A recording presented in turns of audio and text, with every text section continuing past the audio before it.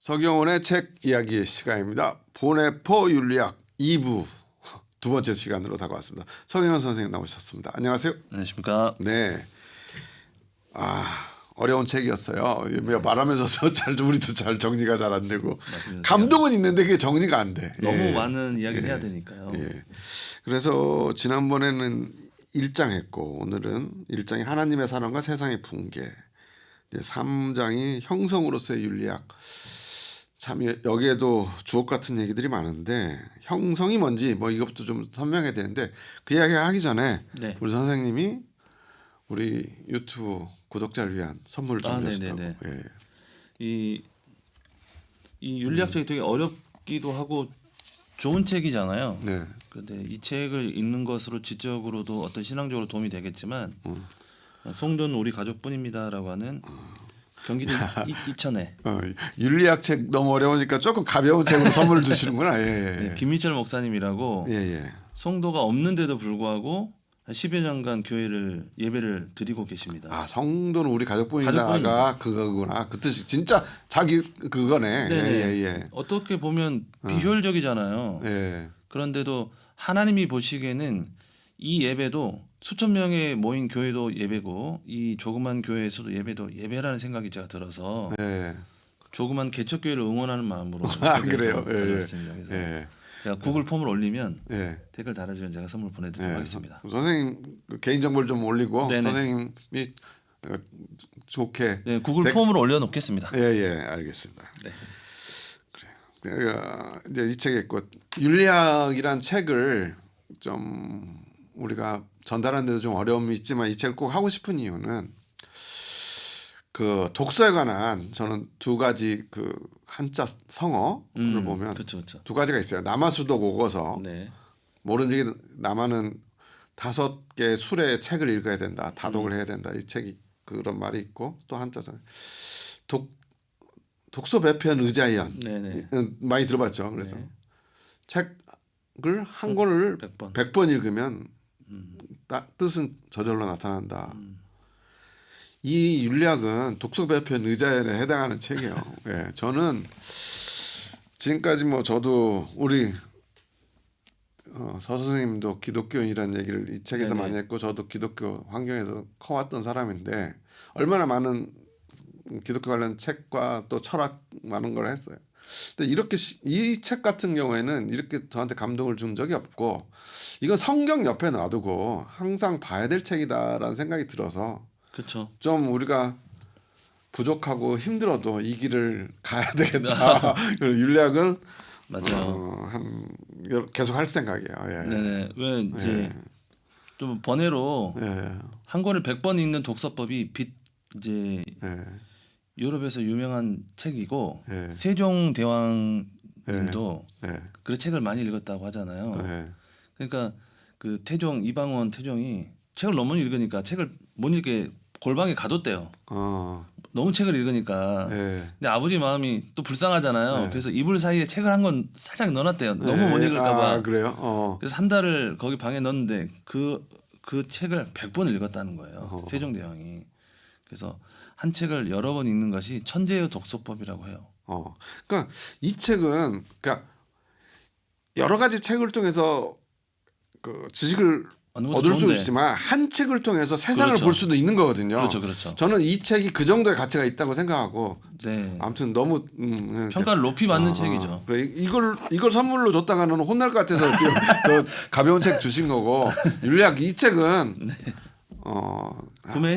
구매해서 놔두고 성경책 옆에 놔두고 보시면 좋을 책이라고 저는 생각합니다. 네, 맞습니다. 어렵지만 통과하면 원래 고난을 통과해야 그렇죠. 더 값진 열매가 나오니까 우리도 두 번째 고난의 길을 가봅시다. 네. 근데 형성으로서 윤리학인데 제목이 형성이란 게 참 이게 어렵잖아요. 형성으로서 윤리학이 무슨 말이야. 근데 보네포가 지난 시간에도 얘기했지만 윤리학은 기독교 윤리학은 선악의 개념을 벗어나는 거라 그래. 그렇죠. 하면서 시작했잖아요. 그렇죠. 그러니까 여기서 형성으로서 윤리학은 보통의 윤리학은 어떤 일반 원칙을 세우고 그것을 나의 삶에 적용하는 것이 우리가 생각하는 윤리란 말이에요. 그렇죠. 근데 여기서 형성으로서 윤리의 형성은 기독교의 형상을 내 삶에 체화하는 거예요. 그걸 형성이라고 하는 거예요. 그렇죠. 예, 예. 그러니까 그리스도와 연합하는 거죠. 그렇죠.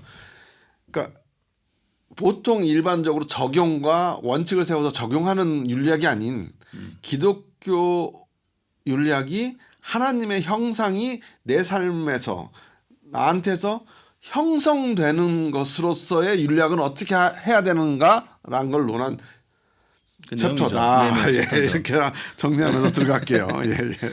그러니까 이제 사실은 뒤에도 나오지만 어떤 하나의 형태가 고정된 것이 아니라는 이야기를 하잖아요. 예, 그러니까 형성된다는 것은 첨가되고 빠지기도 하고 하는 이런 과정들, 들어오고 나가는 과정들이 당연히 필수적인 것인데 네. 우리가 가끔 오해하는 것이 하나님의 형상하면 어떤 고정된 형상이 있을 거라고 생각하잖아요. 네. 그렇지 않다고 말하는 거잖아요. 예. 매 순간 질문하고 매 순간 선택해야 오히려 형성으로서 윤리학으로 가는 거다. 그렇죠. 매 순간 구체 상황 속에서 네네네. 다 다른 거예요. 예, 그러니까 선택하고 선택되지 않는 그런 상황들이 두려운 것이 아니고 원래 그런 걸 해야 된다는 거죠. 예. 그러니까 선택하면 하나 선택 못 하는 거잖아요. 예.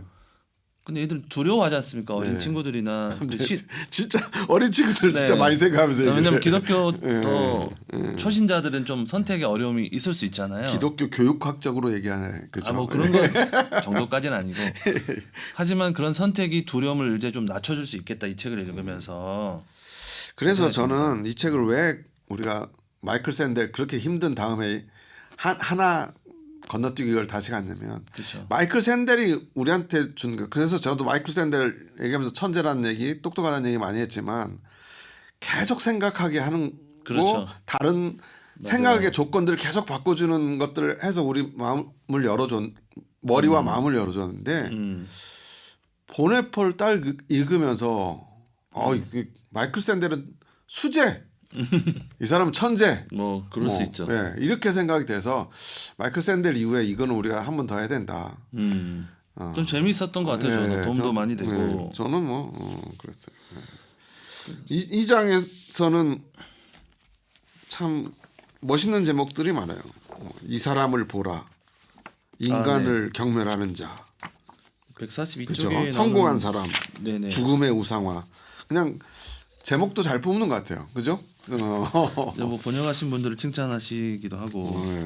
근데 좀 기억에 남는 문장을 조금 이제 나눠 보면은 그 142쪽에 아까 방금 이 사람을 보라 이렇게 돼 있잖아요. 예, 예. 이 사람은 누굴까요? 예수입니다. 그렇죠. 그렇죠. 예, 예. 그러니까 예수님께서는 파괴를 통해서가 아니라 화해를 통해서 세상이 극복되었다. 이분이 쓰신 말들 중에 하나 자주 쓰는 단어가 화해잖아. 화해. 예. 화해잖아요. 예. 그러니까 화해하기 위해서 예수가 온 거예요. 인간과 하나님을. 그렇죠? 그렇죠. 그러니까 우리가 어떤 신앙적인 어떤 견해가 다른 사람들을 만날 때 논쟁하거나 이기려고 하는 경향이 사실 있잖아요. 네. 근데 예수님께서는 이 땅에 화해하러 오신 건데 어떤 교리적이거나 신앙적인 측면에서 논쟁을 하다 보면 특히 이 책을 읽을 때도 굉장히 논쟁적일 수가 있거든요. 견해가 달라서 누구를 이기려고 하거나 설득하려고 하는 게 아니라 화해하러 왔다는 예수님을 생각하면서 나랑 견해가 좀 다르다 하더라도 그런 견해가 있을 수 있구나라고 생각하면서 이 책도 읽어가고 삶의 선택의 문제에서도 나랑 다른 선택을 하는 사람도 예수님이라면 그런 선택을 하는 사람도 충분히 들어주고 이해했을 거라는 걸 생각한다면은 파괴가 아니라 화해를 충분히 할 수 있지 않을까 하는 생각이 좀 들기도 해요. 여기 첫 장에 보면 이성적인 사람, 윤리적인 열광주의, 그렇죠. 양심의 사람들, 의무의 길을 걷는 사람들, 네. 절대적인 자유를 누리는 사람들, 개인의 덕행에서 피난처를 찾는 사람들, 그렇죠. 그러면서 윤리적인 상황에서 행동하는 사람들의 유형을 나누잖아요. 그렇죠. 여기서 그 생각 나는 이거 읽으면서 서 선생님한테 이 질문을 하려고 그랬어요. 이 7가지 부류 중에 우리 서 선생님은 어디에 속하는 것 같아요? 저 이제 생각을 한 적은 있는데 이게 어떤 현실에서 윤리적인 문제가 부딪혔을 때 거기에 반응하는 사람들을 7가지 정도로 나눈 거예요. 그죠? 이것도 참 재밌어요. 예, 예. 처음에는 어렸을 때는 윤리적인 열광주의자였던 것 같아요. 약간 그런 거 좀 있어. 네. 예. 왜냐하면 아니 뭐 그렇다고 하고. 네. 높은 가치를 추구했던 것 같기도 하고. 그러니까 어떤 윤리적인 어떤 절대성을 추구하려고 했던. 덕분에 신앙을 지켰다고 생각해요. 오케이. 근데 지금은 어떻게 바뀌었어요? 지금은 좀 의무의 길을 가는 자 정도가 아닐까 생각을 합니다. 그렇구나. 네, 제 개인적으로 평가를 하자면 그런 것이죠. 두 모습이 있는 것 같아요. 네네. 그럼 나는 뭐 같아요? 글쎄요. 이거는 개인적 덕행을 택한 자가 아닌가? 뭐 그런 정도? 아직 날 모르는구나. 나는 절대적인 자유를 가지고 사는 자. 그렇네요. 그렇네요. 예. 그죠? 그렇죠. 예, 나는 이쪽. 예. 그러니까 내가 갖고 있는 것을 이렇게 일국과 분리로 보네포가 해석해 놓은 것도 참 이 사람 멋있다고 생각해. 맞아요. 그래서 여러분 꼭 읽어서 한 번쯤 생각해 볼 만하다고 생각합니다. 책을 한 번씩 읽어보면 어려운 말 있으면 좀 넘어가시면서 이런 거 보면 그렇죠. 참 멋있고 이 사람은 천재구나 뭐 이런 생각이 계속 들어요. 예. 네, 이때까지 쓰지 않은 용어들을 쓰시기 때문에 네. 조금 머리가 조금 다른 측면을 쓴다는 느낌? 뭐 이때까지 썼던 뇌가 아니라 다른 뇌를 쓰는 느낌도 들고 좋을 것 같고 이제 저는 이제 154쪽에 성공한 사람 챕터가 나오는데요. 네. 좀 반성을 하기도 하면서 좀 생각을 좀 많이 했던 것 같아요. 이것도 현대 사회를 그러니까 가끔 보네포를 읽으면서 느낀 게 뭐냐면 이 사람이 나보다 70년 전에 산 사람인데 그렇죠. 어떻게 현대 사회의 흐름을 이렇게 정확하게 진단하고 예측하지? 그런 생각 해봤죠. 왜냐하면 이제 전쟁이라고 하는 어찌 보면 극단적인 상황을 경험한 거잖아요. 그러니까 우리가 현대 사회나 어떤 사회에서 나타날 수 있는 가장 최악의 상황이나 갈등의 상황을 모아놓은 게 전쟁이라고 저는 생각이 들더라고요. 그런 상황에서 어찌 보면 1, 2차 세계대전을 모두 겪었다면 그리고 나치까지 겪었고 네, 최악의 상황을 모두 경험했기 때문에 그걸 극복하기 위한 것들은 우리가 생각하지 못한 더 폭넓은 생각을 했을 수 있겠다는 생각이 그렇죠. 그런 것 같아요. 그죠? 그렇죠. 그러니까 이제 오직 선이 성공을 거둔다라는 명제 문제가 아닌 거란 얘기잖아요. 네.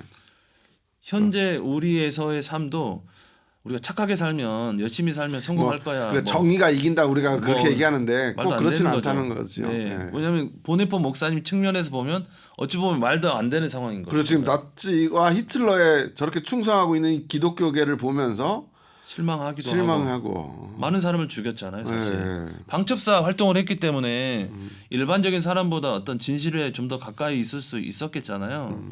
그러니까 그런 상황을 보면서 선이 이긴다, 오직 선이 성공을 거둔다라는 말이 좀 틀렸다라고 강하게 주장할 수 있었지 않았을까 생각이 들어요. 그러면서 그거는 예수가 십자가에 못 박힌 것으로 그렇죠. 얘기하죠. 네. 예. 그러니까 예수도 당시에 승리하지 못한 거예요. 예. 그러니까 그렇죠. 현실에서 그렇죠. 승리하는 것이 꼭 승리는 아니다라는 걸 얘기하는 거고. 예. 근데 이런 거는 읽으면서 좀 답답하긴 하죠. 나도. 그러니까 이제 155쪽에도 보면 십자가에 못 박힌 분의 형상은 모든 것을 성공을 촉도로 판단하려는 사고 방식을 무효로 만든다는데 그렇죠. 현실과 좀 괴리가 있죠. 멋있는 것 같지만 내가 따라가기 너무 힘든 것 같은. 그리고 내가 좀 가지고 있는 것들이 다 가치가 없는 것처럼 느껴지잖아요. 네. 내가 노력하고 직장 생활하고 이런 어떤 치열한 일상 생활이 좀 값어치가 좀 떨어지는 느낌도 들고 성공하지 못할 거라고 말하는 것 같아서 좀 힘이 빠지기도 하고 그런 생각이 들기도 하죠. 이 장은 전반적으로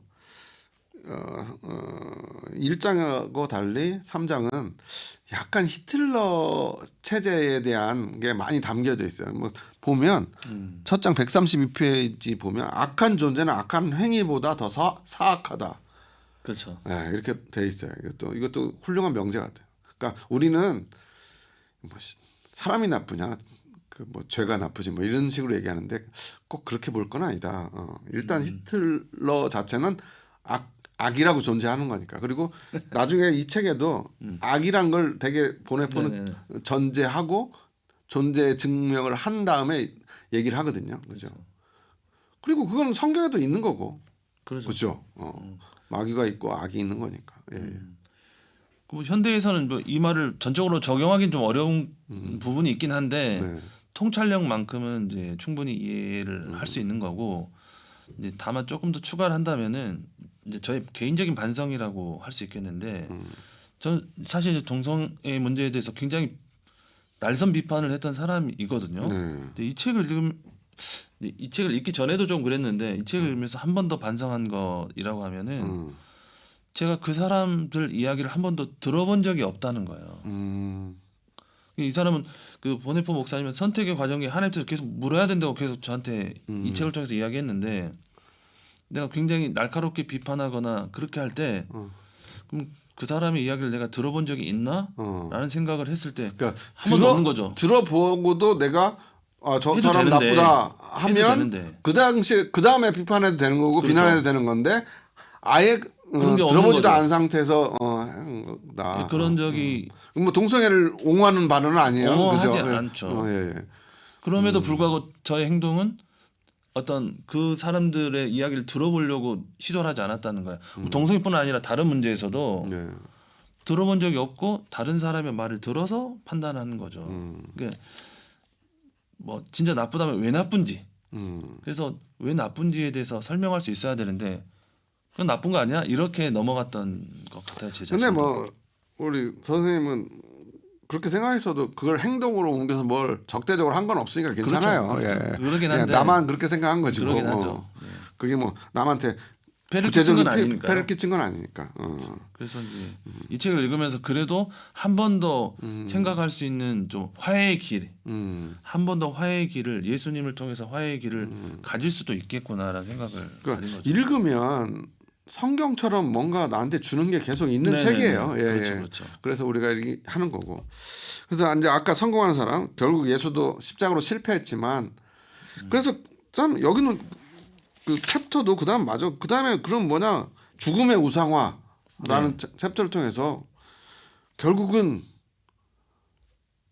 부활하신 주님을 통해서 죽음에 관한 또 이야기를 하는 거예요. 그죠? 예. 이제 연결되는데 157쪽에 보면은 세상에 부딪혀 실패한 그리스도의 십자가 그 십자가가 도리어 역사적인 승리가 되었다. 이것이 세상 역사의 주관자이신 하나님의 비밀이다. 그렇죠. 이게 이제 부활로 가는 거죠. 그렇죠. 그래서 오직 그리스도의 십자가에서만 곧 심판받은 자로서만 인류는 그 참모습에 이르게 된다. 세상에서 좀 실패하거나 낭망한다고 해서 기죽을 일이 사실 없는 거죠. 우리 아까 뭐 지난 시간에 잠깐 이야기했지만 우리는 시간의 연속성에서 선택을 하니까 두렵잖아요. 근데 우리가 예수 그리스도와 연합하면은 이미 하늘에서 하나님 옆에 앉아 있는 공간에 앉아 있는 안전한 사람이 되는 거니까 세상의 선택은 그렇게 대단한 중요한 문제가 아닐 수 있다. 걱정을 조금 덜어주는 부분이 아닌가 생각이 듭니다. 그러면서 이제 그 다음 넘어가요. 같은 형상이 되는 것. 아까 그렇죠. 이제 형성으로서 윤리학은 그리스도의 형상을 우리가 닮아가는 것으로서의 윤리학이다라고 했는데 그러면 같은 형상이 되는 것은 무엇인가라는 걸 이제 거의 마지막쯤 가서 이제 얘기를 하는데 여기서도 재밌는 게 뭐냐면 우리가 그리스도를 본받자 이런 얘기 많이 하잖아. 그리스도를 본받아라 이런 책도 있고 그러면 되게 그분의 삶을 따라가려고 하는 노력을 해야 된다 이렇게 기본적으로 생각하잖아요. 그렇죠, 그렇죠. 근데 딱 보내보는 그게 아니다. 딱 그러면서 시작하는 거예요. 그래서 그래서 그리스도의 형상은 그리스도의 삶을 본받으려는 행위 자체가 아니다. 그렇게 시작하는 거죠, 그렇죠? 좀 멋진 말인 것 같기도 하고 좀 어려운 말인 것 같기도 하고 뭐 176쪽에 보면 형성으로 윤리학은 모험이다라는 표현이 있어요. 뭐. 네, 맞아요, 모험이다. 그러니까 예수 그리스도의 형상이 우리가 사는 세상 안에서 형상을 이루고는 것에 대해 말하고자 하는 모험이다라고 하는 것이 모험이 뭘까라는 생각을 조금 한 적이 있는데 모험이라고 하는 것은 우리가 지난 시간에도 계속 이야기했지만 내가 다른 선택을 하는 사람이거나 혹은 내가 다른 선택을 한다고 해서 그게 잘못됐다라고 말하는 것이 아닌 것이 아닌가. 우리가 형성은 우리가 협력하여 선을 이룬다라고 하잖아요. 협력하여. 네. 그 말이 좀 떠올랐어요. 왜냐하면 내가 A라는 선택과 B라는 선택 모두가 협력하여서 하나님이 이루고자 하는 선을 이루는 것이니까 나와 반대되거나 혹은 나를 어찌 보면 비난하는 사람의 말조차도 형성으로서의 윤리학의 한 일정이 아닌가? 네. 모험이란 게 그런 게 아닐까. 나를 비난하거나 나 반대되는 사람들의 이야기들을 이제부터 좀 적극적으로 좀 들어보긴 해야겠다라는 생각이 좀 들기도 했어요. 그러면서 이제 그 다음에 너무 또 네. 이 사람의 좀 천재적인 통찰력이 있는 그 다음 장으로, 그러니까 3장에서 그 다음으로 가는데 유산과 몰락 그죠. 2장으로 가는데 여기는 우리가 지금 뭐 남은 시간이 별로 없어서 다 할 수 없어요. 여기는 뭐냐면 그리스 로마, 그리스도 이전의 서구, 뭐 종교 개혁, 세속화 과정, 프랑스 혁명, 이 속에서 기독교와 이런 것들이 어떻게 전개되었는가를 쭉 얘기하거든요.